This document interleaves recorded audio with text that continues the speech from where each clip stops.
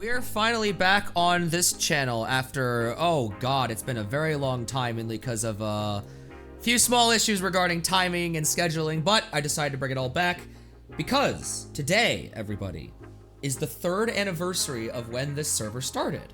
Very exciting occasion. I have, similar to last time, a few surprises in store for everybody. And I'll save my thank yous for the end, because I have quite a few of them, and I'm sure you all want to see the very exciting cards and other concepts that I have to reveal to you today.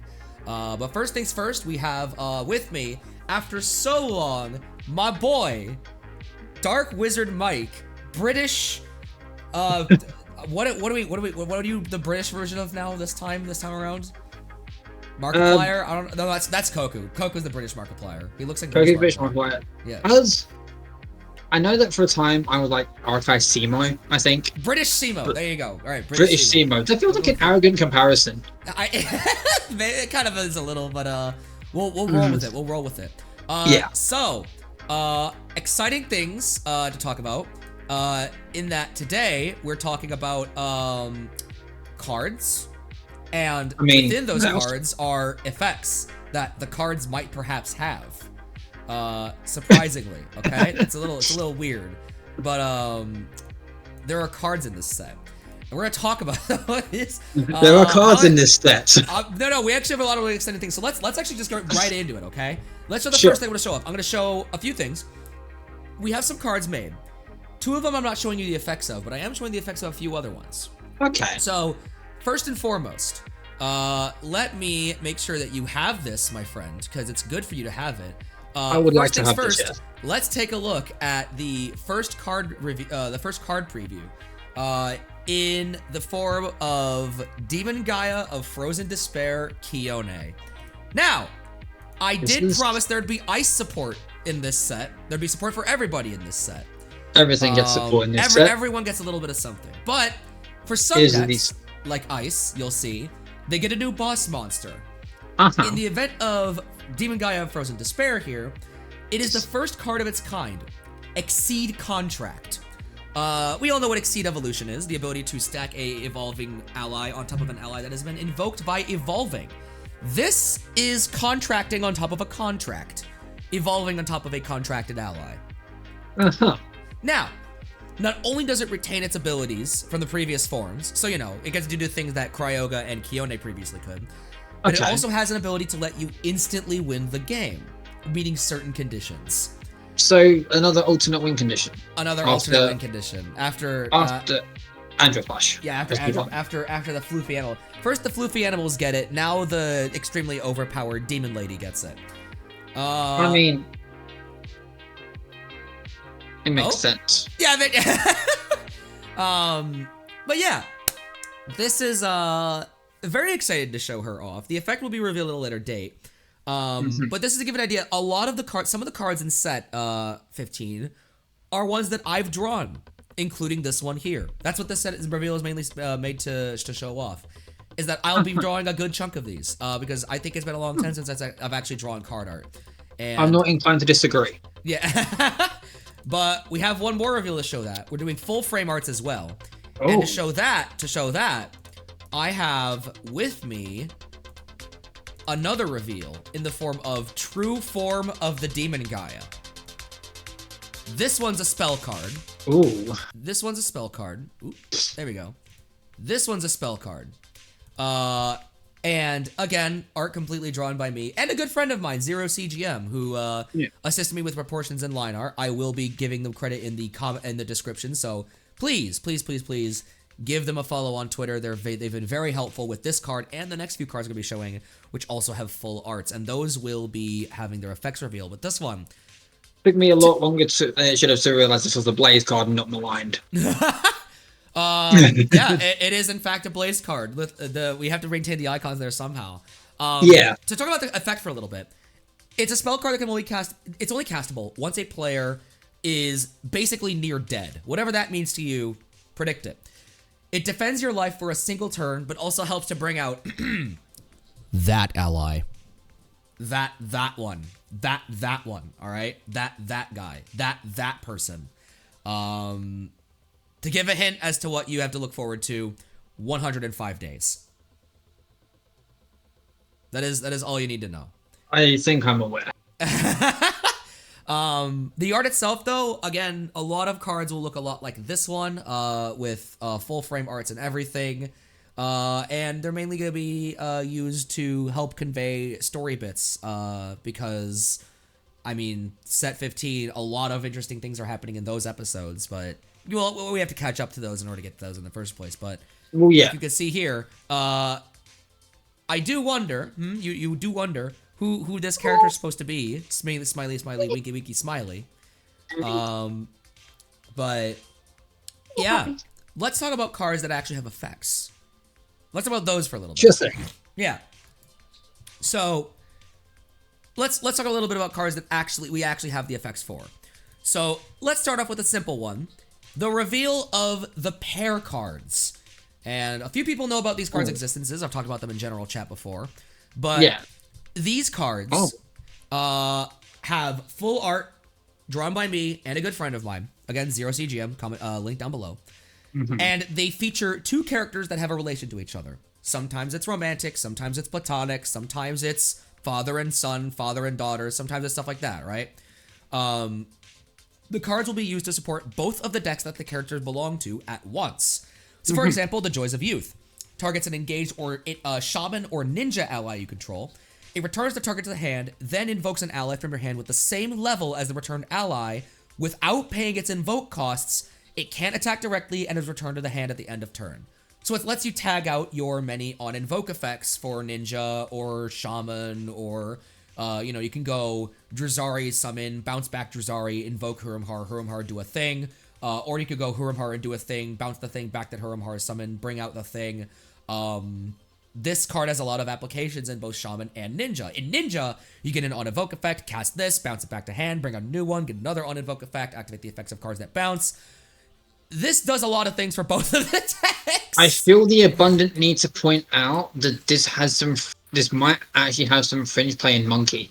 Yeah, no, there actually is things you can do in Monkey if you're playing like a little shaman package, because unfortunately it does not bounce back beasts, but it does have the beast typing. So It does, yeah. there is some small things you might be able to do in there. Now, not all the cards will feature characters with the same nation, right? A lot of the characters will use different nations, which means that there has to be a creative use in order to fix those up. So we're going to reveal two cards, not just one. We're going to deal with the volume. Two. That's new. Well, I have 3 cards available, and I want to show off them. So, here we go. By all means. Showing off the next cards. Total Opposites and Feelings Made Complete. These kind of were being revealed to give the idea on how we would treat a card that is from a malign deck and a deck that is not from a malign deck, as well as cards that feature 2 completely different nations. So let's start with Feelings Made Complete, because it's a little less complicated. So this one is featuring Chimera and Storm Dragon. Obviously, we see here finally 2 characters that should have been gotten together a long time ago, but one of them is completely oblivious and one of them is socially anxious. Well, yeah, that's.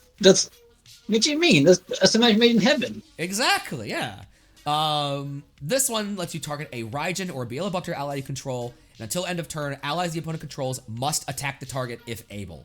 So it basically gives them Super Defender. It doesn't just give them Defender in that the allies have to be attacked if possible. It says if able, which means it magnets all of the attacks towards it. And I'm guessing as well that the opponent can't choose to not attack as well. Nope, they can't choose to not attack. They must Because attack it if able. They must. Yes. Yep. Now, obviously, you see here it's an Abyss spell. So how do you use it in Storm Dragon? Well, Perma, it is also treated as a Blaze spell. You can cast it if you have a Blaze Spirit. I'm guessing this is...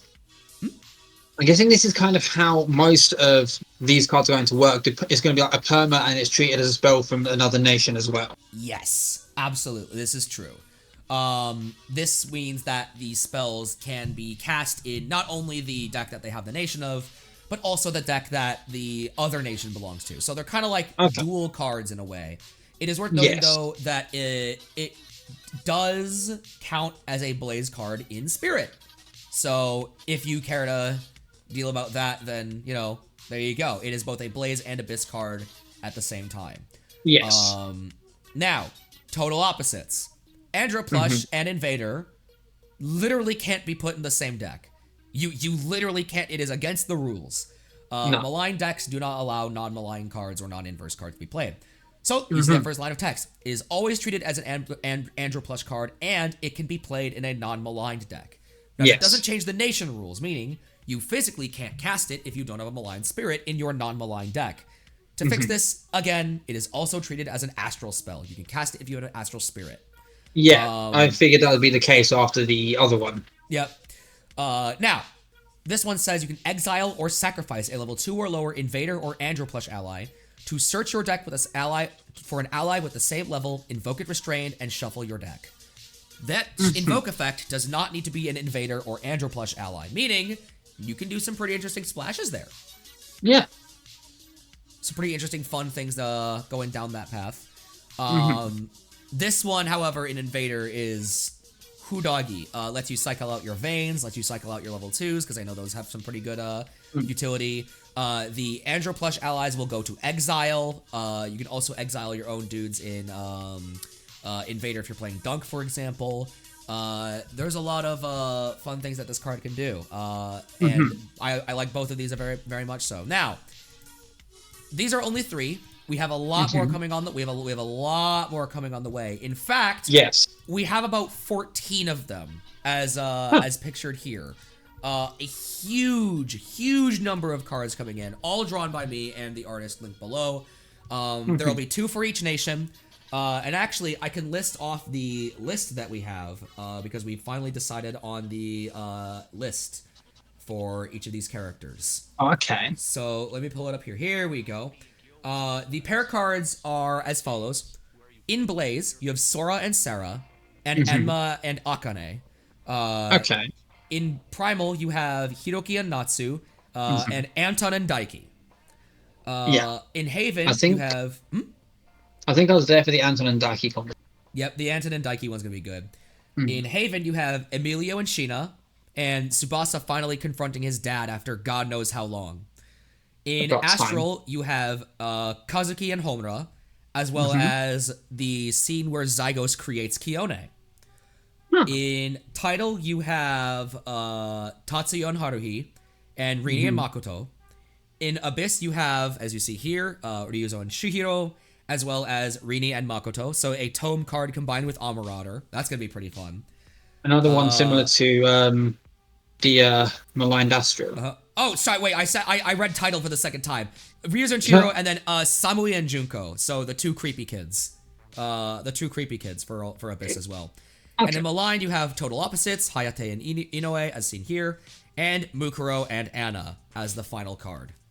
So the villains get a little baby bit of closure. Yeah. So, with all that being said, let's talk about the real reason I'm revealing all of these cards. Let's. There is a big project coming up called the Arakai Saga Collection. This is not a set. This is not a extra reprint set like you might initially think at first. This is a whole different beast. This is the biggest project I have ever started in my life, and there's no way I could get it. There's no way I could get it done for today, but I can reveal it today. So the Saga Collection has a few things going on here. If you'll take a look at the screen, it is a special project. Like I said, that'll be working in the works for a little while. It contains original artwork for every ace card used by the 7 main characters and the 3 Saga antagonists. All of them will have original art, not just Nexus, Beelabukter, Melina, and Exos. All of them. It also has every single pair card and every single card that we've made original art for, including one special card. Interesting. I have a set list here. So let's take a look at the set list super quickly. The set list is as follows. Blade Dragon Nexus, Necro Chimera Beelabukter, Enhanced Seraph Melina, Supreme Ocean Lord Levios, which is being drawn by our good friend Kiro. It's currently in the works. Hey. Super Galaxy Soldier Brave Nova, Master Summoner Hurumhar, Dread Hunter Dragon Exos, Bloody Sword Dragon Divergence, Marauder of Unseen Void, Anazel, Resurrected Demon Gaia, Shinra, all 14 of the pair cards, True Form of the Demon Gaia, Rivals to the End, and a special, which is a special card printed in set 15, and a card named Shining Drakid, who I will not spoil what that entails quite yet. And last but not least, a special thank you card commemorating the closing of Part 1. All of these cards, and here's the twist. I don't know how yet. I don't know how I'm going to execute it. All of these cards will be available in a single box that will be physically printed. Okay. You'll be able to get your hands on these cards for the first time in your hands in physical print form. Because all of these cards will are probably done being errata for the time being. Our goal is to have all of the erratas for Part 1 done at the end of Part 1, so that in Part 2 we don't have to errata anything anymore and we can just ban them. Yeah, I mean, like, Divergence hasn't been errated in, I think, over a literal year. Yeah, so all these cards will be, once we print them physically, they are safe from errata until the end of time. Okay. Now, this is going to require a lot of work. So I need help from you guys on the server as well. I know a lot of people are going to be watching this as a reveal. This is, I'm going to be needing a lot of help on this. Not only am I going to need to find a distributor, you know, to print this and send this to you guys and ship this out to everybody, because I know this will be available for purchase. You can buy this, and this is absolutely something you can have. But also, there's a lot of cards need art, and we have Kiro on Levios, and we have someone on Hurumhar, but Divergence, Brave Nova, Anazel, and Shinra will all need cards. I can do Divergence. I did start it. Everybody, we're going to need a lot of cards for these, a lot of cards for this. So if anybody can help out, I know Ignis is an artist. I know Mike's got a little bit of art background. I know that BB's wanted to try some art out. So there's a lot of people out there. If any of you can help in any way that you can, obviously this isn't a requirement, but you get to have your name on the card, and you'll get to hold a physical piece of Arakai history that you put your labor into. So I cannot pay you. I can spoil that in advance. If you really, I cannot pay you, but if you really want to get paid, I can definitely try and figure something out. But this is a project that's gonna need everybody to help out if we want to get this to work. The goal is to get it physical printed. I don't know if that's possible yet. We will see. I very much hope it is. I know some places they get printing done as for selling distribution and what's it. Yeah, well, that actually, I'd love to be in talks with you about that. But this, and the special thank you card as well. All of these cards will all be available for physical consumption, which means now we get to the sentimental part, the part where I talk about how much of a journey it's been for 3 years, and that we're nearing the end of Part 1, which I really never thought we'd get to. This is absolutely massive. I genuinely did not think that we would get this far. I genuinely expected this project to sort of peter off like a lot of my other projects, but this community has been going incredibly strong since its inception. There's been ups and downs, obviously. You know, not every single card we make is perfect, and a lot of them need errataing, but this is genuinely the most fun I've had playing a card game or making a card game that I've ever had in my life. This has been genuinely, from when I was a child, a dream come true, right? I remember drawing the original cards in middle school and high school, and then making it to college and taking a break for a little bit because I wanted to do Yu-Gi-Oh! Roleplay, but I never stopped working on the background. I have a lot of my old drawings hidden somewhere. This is genuinely a dream come true for me that we're ending Part 1 and moving on to Part 2. So, I want to talk a little bit about Part 2 because we are at the end of Part 1. This is the 3-year anniversary, so I figured this is a good time to discuss a few of the things we have available for Part 2. First of all, a few design philosophies moving forward. The 2-effect thesis. I know a lot of Arakai cards are getting incredibly long, and that's not good for, you know, new players. I apologize for that. Why is it so bright? Go darker on my face, thank you. I know that it's hard for new players to get in because of how much text there is on a card, which is why, as a Part 2, I will be implementing the 2-effect thesis. All cards must have 2 effects or less, no more. Summoning conditions do not count as effects, but all cards will have 2 effects flat, no questions asked. The second thing is that the card design will be getting a lot more interesting. Part 1 was kind of setting the groundwork. We still tried to do interesting things like with Androplush and Oracle with Akashic Recode. We've been doing a lot of interesting things with card design, but Part 2 is really where I want to take off. There are, for example, there's a deck that functions if you have no cards in your lost area. There's a deck that exiles cards from the opponent's hand and then gives them back at the end phase and gets stronger when the opponent has a certain amount of cards or less remaining in their hand. There's a deck that I think it's a little bit of a spoiler as whose deck it is already, but there's a deck that uses the main extra deck mechanic, but focuses on having a solitary ally on the field like Nexus, but all of the other allies have the Featherfall ability as in order to compensate. Because you have a lot of allies in your hand, so they all have the Featherfall ability. There's a deck coming that gets stronger when you control a level 5 ally. There is a upgrade to ninjas coming where you're able to normal invoke allies on the opponent's turn, and they use their on invoke effects on the opponent's turn. There is a deck that uses level 1 mecha as ammo. You put them in the core of this ally, and it becomes stronger with each card in its core, kind of like Cross Knives from Buddy Fight. Excuse me. There's a deck full of allies that have extremely high invoke costs, but incredibly high power and effects for their levels. Like a level 3 with 25,000 maybe. That's not confirmed, by the way. That's just a hypothetical. But it has a high invoke cost as a result. However, you can ignore the invoke cost if you blow it up at the end phase. So there's cards like that. There is a deck that focuses on exiling opposing cards face down, and then for each face down exiled card, your deck gets benefits. There is a deck that's oh god, what else can I talk about? There's so much. And all of this is being concepted right now. Like, this is the first draft. There's what else there's a deck that sets up auras like Tome, and there's a lot of powerful allies that have high invoke costs, but you can bypass them by destroying your own auras. There's a lot of stuff available. There's a lot of cool things coming in part 2, and so to get away from Edgewise, how many of these concepts and, like, I suppose cards and decks have you got finalized and somewhat started on already, and which ones would you say would be like the first ones we'd get to see, if that's something you can tell everyone? 0 of them are finalized. We are all still in the concepting phase for a lot of these.